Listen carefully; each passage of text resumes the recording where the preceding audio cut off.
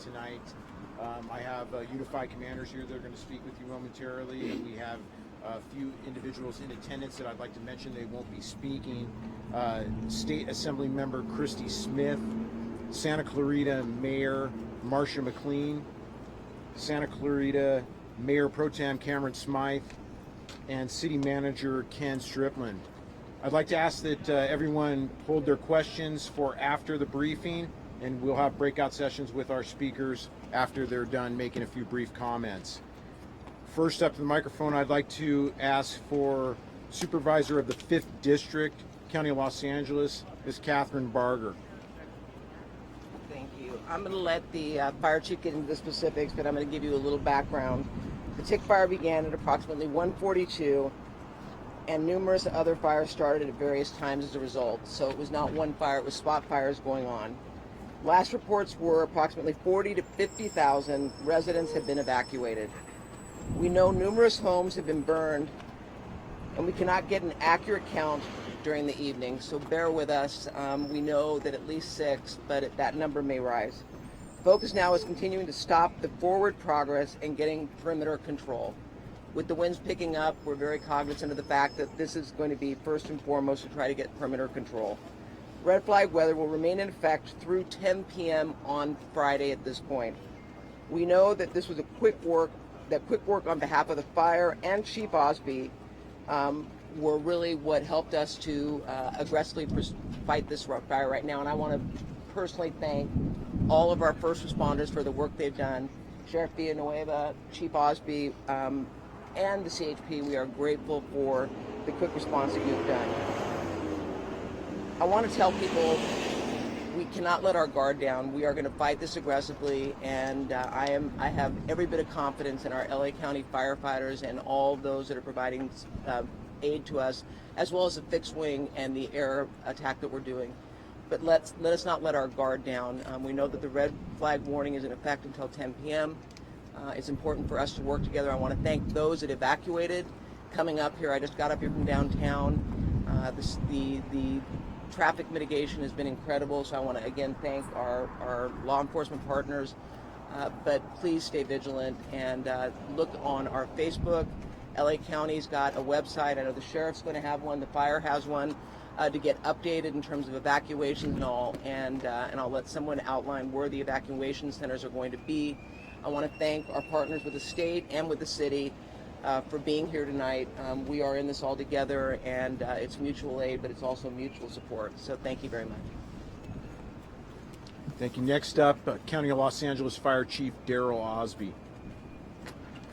Good evening. I'm Darrell Osby, Fire Chief of the Los Angeles Fire Department, Los Angeles County Fire Department.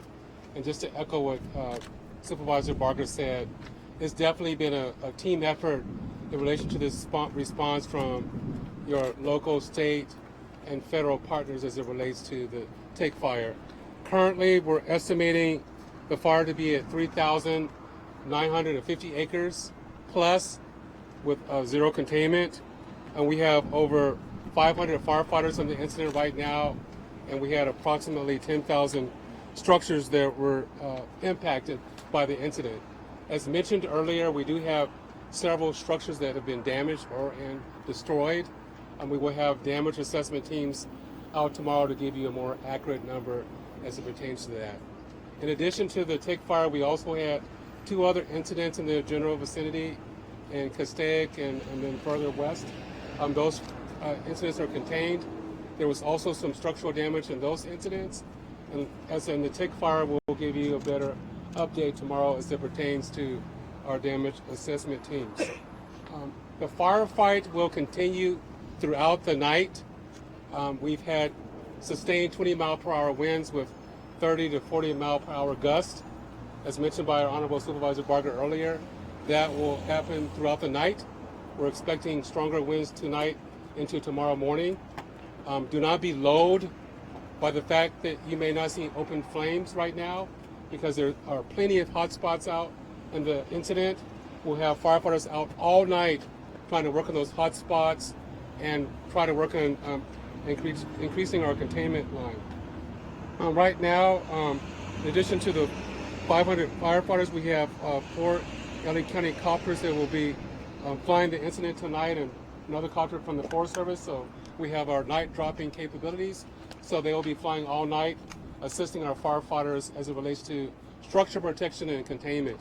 In addition to that, around 9 o'clock tonight, we're going to fly the fire with our infrared and our helicopters that will give us an ability to understand where hotspots are, and we'll be working with the sheriff. Potentially, based on that flight at 9 o'clock, there may be some repopulation of some communities tonight, but that will be after 9 o'clock, and if that's the case, then we will let you know at that time. In conclusion, just a couple of things. One of our Sikorsky Firehawks helicopters was struck by a bird today, and significant damage to the copter, to the windshield. Thankfully, they were able to land safely back at our heliport, and the windshield will be repaired, and that particular copter will fly tomorrow to assist with this incident. Want to re-emphasize to our citizens once again, if you've not been evacuated, stay vigilant, watch the news, pay attention to fire behavior, because these things can occur quickly, and the number one objective as it relates to our department is life safety. Allow our firefighters to get in there to protect their homes and focus on line containment. With that being stated, I will bring up our sheriff to talk to you further about evacuation orders and centers associated with that process of the fire.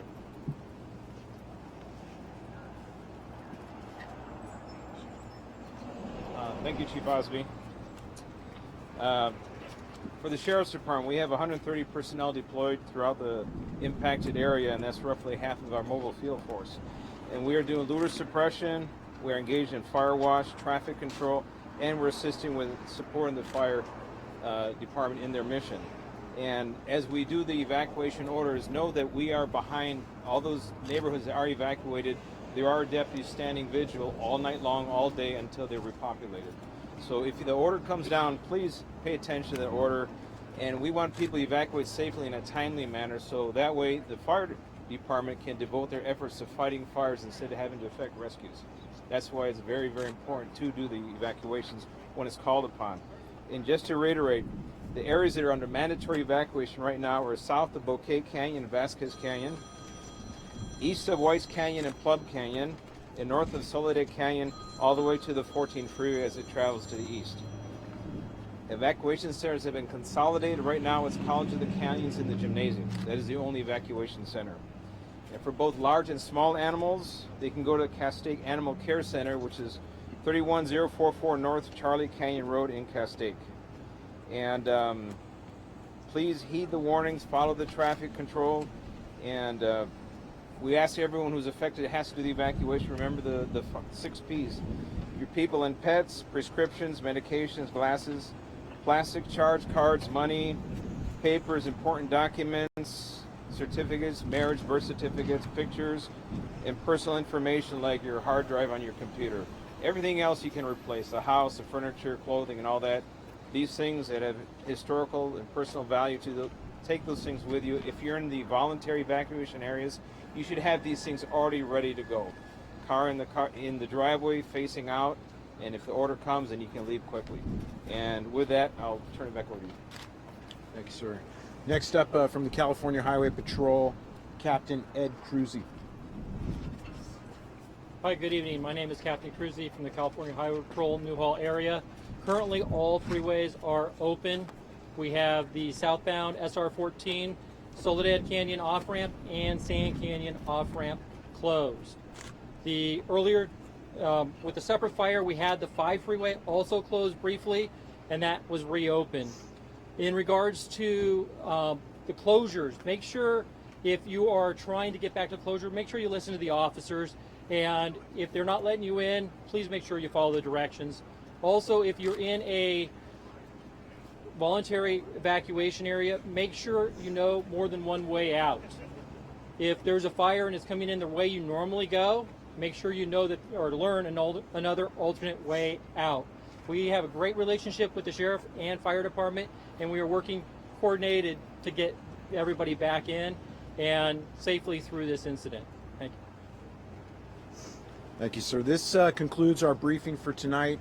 I'd like to ask to please take the opportunity and have individual breakout sessions with our speakers behind and ask any questions that you would like.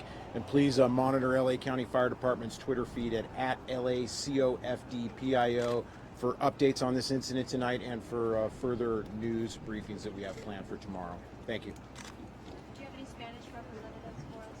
We will get some video for you. Sheriff, can you give us a Spanish soundbite, please? Quiero reiterar el área de evacuación que es obligatorio en este momento. Es el área al sur de Bouquet Canyon y Vasquez Canyon, el área que queda al este de Whites Canyon y Plum Canyon, y el área norte de Soledad Canyon y la autopista 14. Todo ese área, lo que está dentro de ese área, son evacuaciones mandatorios. Y queremos